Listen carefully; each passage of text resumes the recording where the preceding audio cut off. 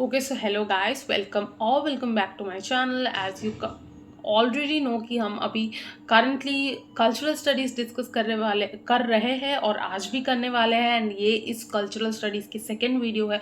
सो आई hope कि आपने पहली वीडियो देख ली। अगर आपने नहीं देखी है तो आई बटन में वीडियो आ रही है, मेक श्योर कि आप उसको देख लो। उसके बाद you are coming here to watch this video, ठीक है। सो या विदाउट वेस्टिंग मच टाइम शुरू करते हैं। ऑल्सो फॉर योर इन्फॉर्मेशन, इस चैनल पर मैंने सारी थ्योरी कवर कर दी है। If you want to read any theory you can find it on this channel. सारा क्रिटिसिज्म मैंने पढ़ा के रखा है। यूजीसी नेट के रिगार्डिंग पूरी गाइडेंस है। मैंने अपना एक्सपीरियंस शेयर किया है कि आप कैसे क्या कर सकते हो। If you are M A B A student, answer writing कैसे करना है मैंने लिटरली अपने आंसर्स प्रेजेंट करके दिखाया, आप वो देख सकते हो। एंड या ये सारा कंटेंट है मैंने चैनल पे। उसके अलावा आपको कुछ लगता है कि कोई ऐसा थ्योरी है जो मैंने मिस कर दिया, कोई ऐसा क्रिटिसिज्म है जो मैंने मिस कर दिया, फॉर दैट मैटर आप कुछ भी चाहते हो कि मैं आप लोगों को पढ़ाऊँ, please feel free to comment that, so वो मैं पढ़ाना शुरू करूँ। सो या अब वीडियो शुरू करते हैं। नाउ फ्रैंकफर्ट स्कूल बिगन इन गॉथ यूनिवर्सिटी जर्मनी, ठीक है। सो फ्रैंकफर्ट क्यों कहते हैं? क्योंकि जर्मनी में एक जगह है फ्रैंकफर्ट करके, वहाँ पे ये शुरू हुआ था। That is why this is called Frankfurt school and it began in the goth university of Germany.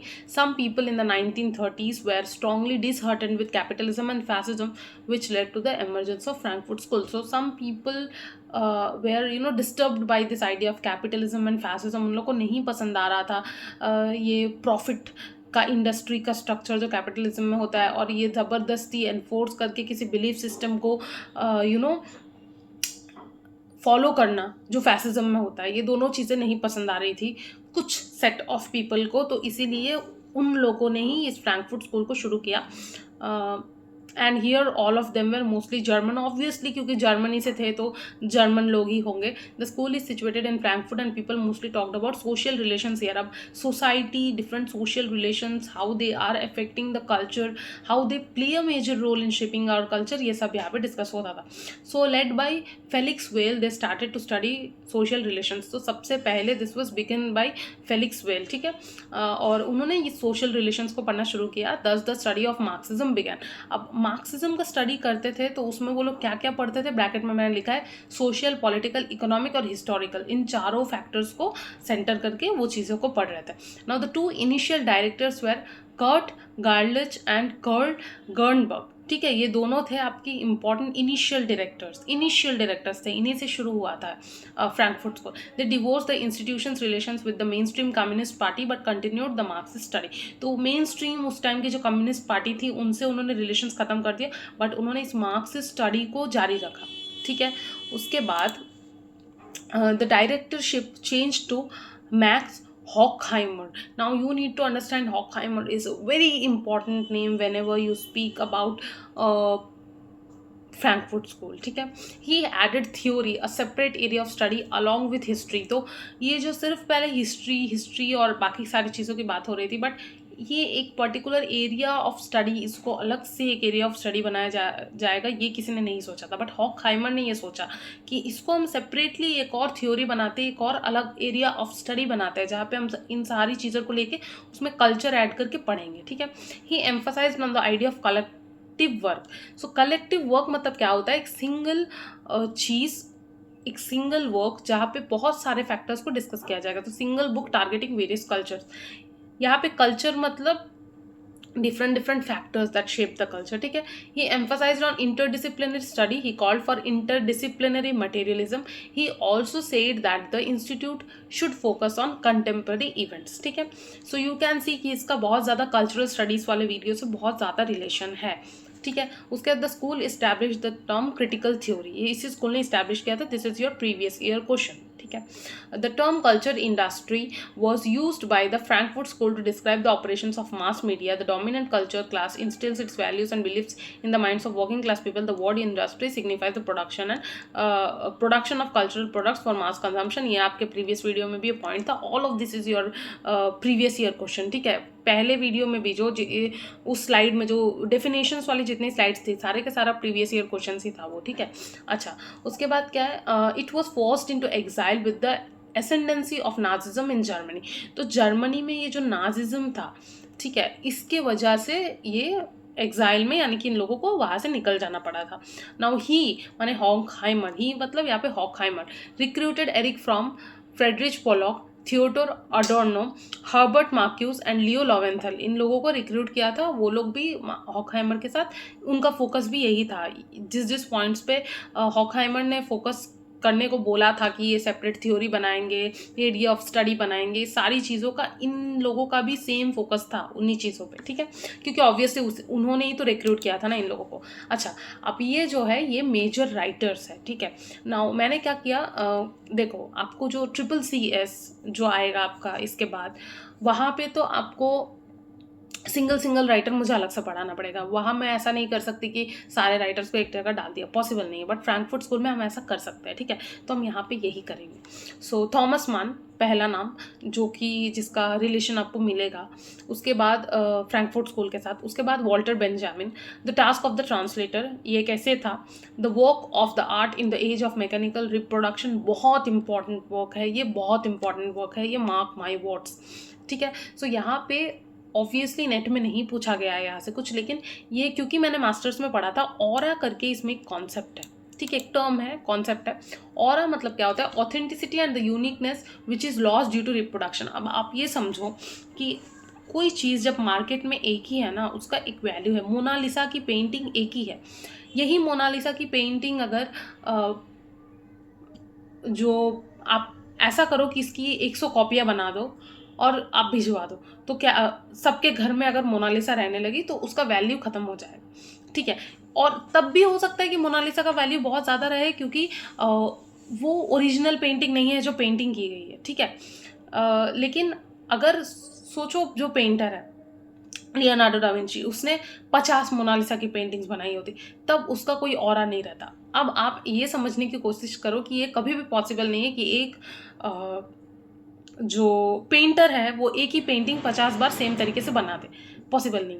अब यही तो है कि इसीलिए तो उस टाइम का पेंटिंग्स, उस टाइम की चीज़ें सब ऑथेंटिक है. अभी कुछ ऑथेंटिक क्यों नहीं बनता है, क्योंकि अभी हर चीज़ का मास प्रोडक्शन होता है.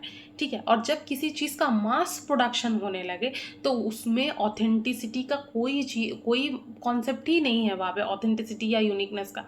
अभी आपको कोई ऐसे ऑथेंटिक यूनिक चीज़ें मिलेंगी ही नहीं. क्यों? क्योंकि हर चीज़ की रेप्लिका बनती है, हर चीज़ की कॉपीज़ बनती है. That becomes the reason of the loss of the authenticity. Mona Lisa अब हमेशा एक ऐसा ही चीज़ रहेगा जिसका ऑरा बहुत ज़्यादा है, जिसका ऑरा का कभी लॉस नहीं होगा. लेकिन वो चीज़ जिसका एक कोल्ड ड्रिंक की बॉटल या एक कोल्ड ड्रिंक का कैन, ये कोल्ड ड्रिंक का कैन कभी भी ऑथेंटिक या यूनिक नहीं होगा. हाँ, अगर ऐसा हुआ कि आज से 200 साल बाद कैन्स का कॉन्सेप्ट ख़त्म हो जाए, उसके बाद किसी के घर में एक कैन मिले, तो वो ऑथेंटिक होगा. जैसे for instance earphones, wired earphones अभी ऑलमोस्ट सबके घर में बंद पड़े हुए, कॉपीज सबके घर में. सपोज आज से 200 साल बाद वायर्ड ईयरफोन्स का कोई कॉन्सेप्ट ही नहीं होगा.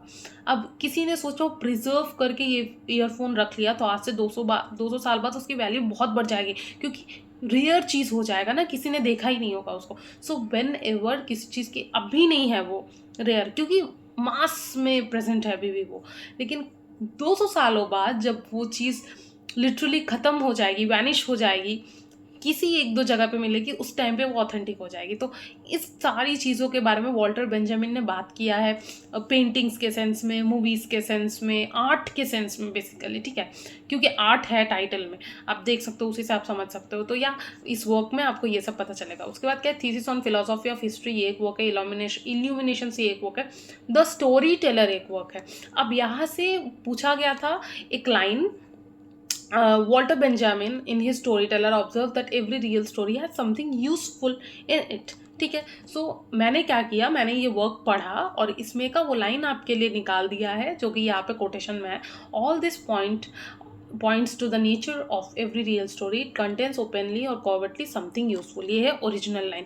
नेट में कुछ नहीं, ना नाम पूछा गया था वर्क का, ना कुछ नहीं, सिर्फ ये एक स्टेटमेंट दिया था और पूछा गया था कि वॉल्टर बेंजामिन ने स्टोरी टेलर में क्या बोला है, और 4 स्टेटमेंट्स थी जितना मुझे याद आ रहा है. तो उसमें से ये था, observe that every real story has something useful in it. ठीक है, सो ये ओरिजिनल कोटेशन है उसका, जो आप ये नीचे देख सकते हो। All this points to the nature that every real story it contains openly और कवर्टली समथिंग यूजफुल। ठीक है, अच्छा उसके बाद क्या है, इंट्रोडक्शन। हाँ ऑब्वियसली सबका तो हेडिंग इंट्रोडक्शन ही है।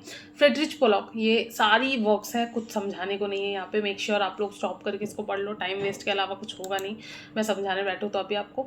उसके बाद हाँ, उसके बाद यहाँ भी कुछ वर्क्स है। अब ये जो है थियोडर डब्ल्यू अडोर्नो, अडोर्नो और हॉकहाइमर ने मिलकर एक वर्क लिखा था जिसका नाम है डायलेक्टिक ऑफ एनलाइटनमेंट। इसलिए आप देख सकते हो जो डायलेक्टिक ऑफ एनलाइटनमेंट है वो आपको हॉकहाइमर में भी मिल रहा है वो वर्क, और सेम वर्क आपको यहाँ पे अडोर्नो में भी मिल रहा है, क्योंकि इन दोनों का जॉइंट वर्क था ये। अब यहाँ पे कुछ टर्म्स है, ठीक है, that you need to know. UGC has never asked this yet, but you never know. And क्योंकि मैंने मास्टर्स में पढ़ा था, आई मेड श्योर कि आप लोगों को मैं पढ़ा दूँ अभी।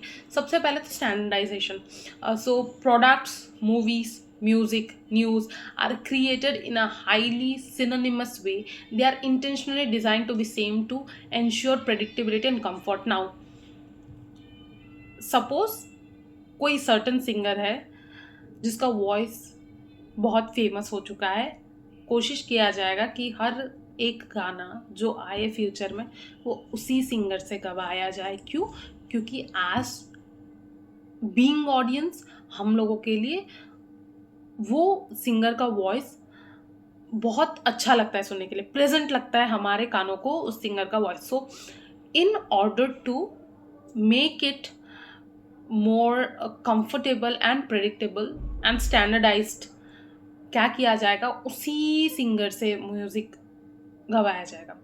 सेम तरह का म्यूज़िक, सेम तरह की मूवीज़, सेम तरह के कपड़े, सेम तरह का, मतलब जब ऐसा कुछ प्रोडक्शन होता है ना कि टू एंश्योर कि, क्योंकि इसके पहला का प्रोडक्ट भी ऐसा था, अभी भी मैं ऐसा ही टाइप का प्रोडक्ट लॉन्च करूँगा या करूँगी जिससे people will be attracted to it, इसको स्टैंडर्डाइजेशन बोलते हैं। ठीक है, so you are standardising, creativity का कोई जगह ही नहीं बचा है यहाँ पे।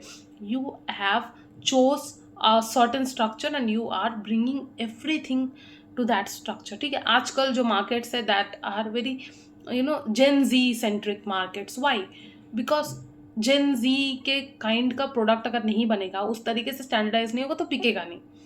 आप आज से 200 साल पहले की कुछ लॉन्च करो जो कि मार्केट में नहीं चल रहा है, वो चलेगा ही नहीं। वो ऐसा कोई चीज़ जो अभी मार्केट में नहीं है, कुछ 200 साल पुरानी कोई चीज़ है जो शायद तब पहनी जाती थी, आप उसको लॉन्च करो, कोई नहीं खरीदेगा उसको।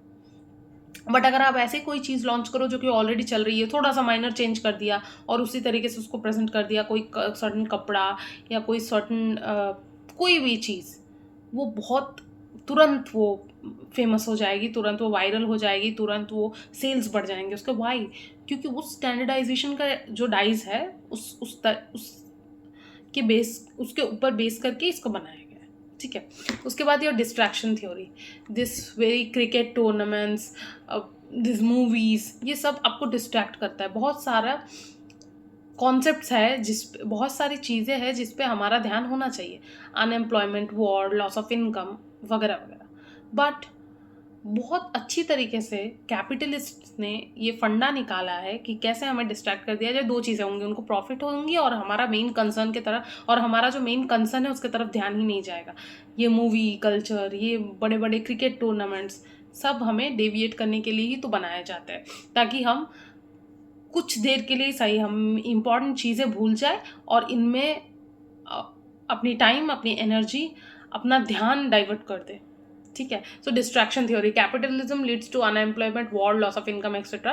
These ideas generate a kind of fear, but through this distraction theory capitalism is trying to distract people. We forgot all our problems by getting immersed into the clutches of capitalism। तो हमें पता है capitalism की वजह से income हमारी बहुत ज़्यादा उसमें जा रही है, अनएम्प्लॉयमेंट बढ़ रही है, वॉर्स, ये सब कैपिटलिज्म के लिए तो हो रही है। सो ताकि लोग कैपिटलिज्म को ही जड़ ना पकड़े, ताकि लोग कैपिटलिज्म पे सारा दोष ना डाल दे, इसलिए कैपिटलिस्ट बहुत कनिंगली हमारा ध्यान दूसरी तरफ डाइवर्ट करते रहते हैं। ठीक है, जिसमें मूवीज़ हो गया, बड़े बड़े स्पोर्ट्स टूर्नामेंट्स हो गए, बहुत कुछ ऐसा सब इसमें आ जाता है। अच्छा, उसके बाद pseudo individualisation, very interesting concept. You think that you are very different from all the people in the room, कभी भी आप देखना, जब आप किसी पार्टी में जा रहे हो या कोई फंक्शन अटेंड करने जा रहे हो, अगर आप देखोगे ना कि आपके जैसा कपड़ा कोई पहन के आया है, आपको ना तुरंत you will not feel nice, बहुत अजीब लगना शुरू हो जाता है, ठीक है। क्यों? क्योंकि आपको लगता है कि अरे मैं तो अब अलग नहीं हूँ, मेरे जैसा ही कोई है इस रूम में, so that takes away from me my authenticity. But the fact कि no one of us is in current time authentic as we believe us to be. क्यों? आप जब मॉल में जाते हो, आपको लगता है कि अरे मैंने ऐसे पैंट्स खरीदे, किसी और तरीके के पैंट्स मैंने नहीं खरीदे, मैंने शायद लूज पैंट्स खरीदे, किसी ने टाइट खरीदे। सो बहुत ज़्यादा डिफरेंस हो गया हम लोगों में। क्या डिफरेंस हुआ आप दोनों में कि उसने लूज पहने, आपने लूज पहने और उसने टाइट पहना है, या आपने टाइट पहना है उसने लूज पहना है?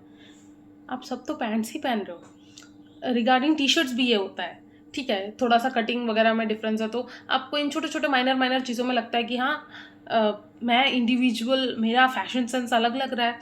सो दिस थिंग्स जो कि स्टैंडर्डाइज कर दिए गए, कुछ कुछ इंडिविजुअलिज्म का कोई कॉन्सेप्ट ही नहीं है, ठीक है। ये इसको ना आप बहुत ज़्यादा इंटरप्रिलेशन से रिलेट करके देख सकते हो, जो कि मैंने मार्क्सिज्म में पढ़ा है, लुई अल्थुजर के वीडियो में, मैं आई बटन में दे दूंगी, ठीक है। उससे आप इसको लिंक करके समझ सकते हो। If someone is watching this video being BA और MA स्टूडेंट, आप लोग क्रॉस रेफर भी कर सकते हो, ठीक है, इंटरप्रिलेशन के साथ। आपको बहुत मज़ा आएगा इन दोनों के बीच में लिंक इस्टेब्लिश करने में, देखना आप वो video.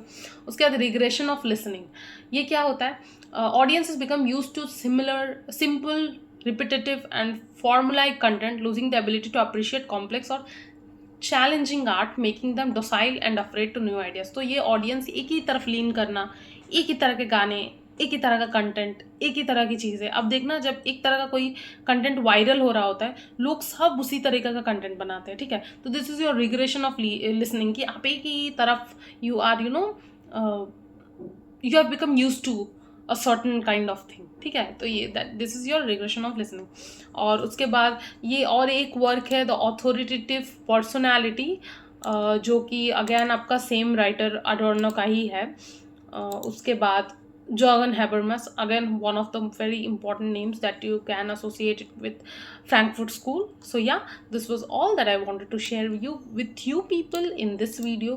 Make sure you subscribe the channel if you like the content, you share it with your friends, you like the video if you like it। अगर पसंद नहीं आ रहा है content, you don't have to do it, but अगर पसंद आ रहा है तो make sure that you subscribe, like and share, because that motivates me to make more such videos। And I hope, क्योंकि this video was loaded with previous year questions, जो कि हर video ही जो होता है।